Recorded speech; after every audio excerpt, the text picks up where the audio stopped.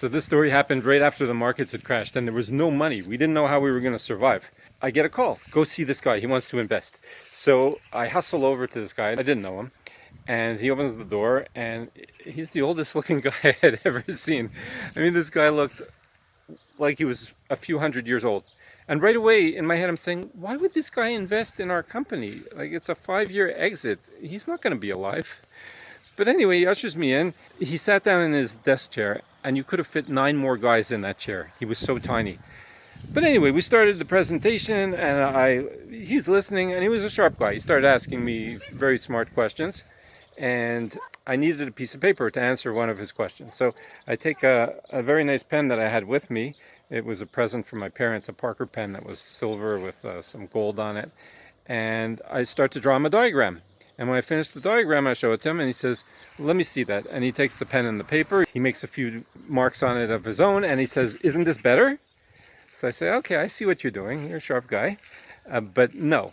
And I said, give me the piece of paper back. So I take the piece of paper back and I said, but if you do this, this, and this, and I make a few notations of my own, then that's much better.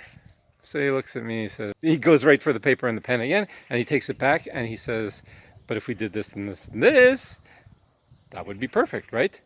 And he takes the pen and he puts it on the edge of the table as far away from me as possible. And it was at that moment that I realized this was not an investor meeting. We were playing chess and the winner was going home with my pen. And that this guy had absolutely no intention of investing in our company. But we were desperate, you know? So I was saying, do I let him keep the pen? I mean, in the hopes that maybe he'd invest, but he gave no signs. He gave absolutely no signs of being interested in investing in the project. And so I said, I want my pen. But I didn't know what to do. It was so far out of my reach. So I lunged across the table and I grabbed the paper and I grabbed the pen and I went back, and you still have to play the game, right? You can't just put it in your pocket and run out of there, run out of the office.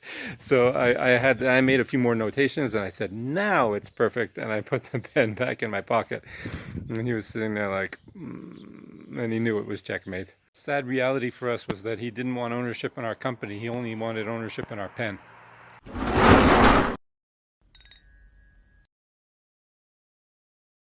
So the lesson is, a potential investor is sometimes in an entirely different meeting than the one you're in. Rubber and avalanche.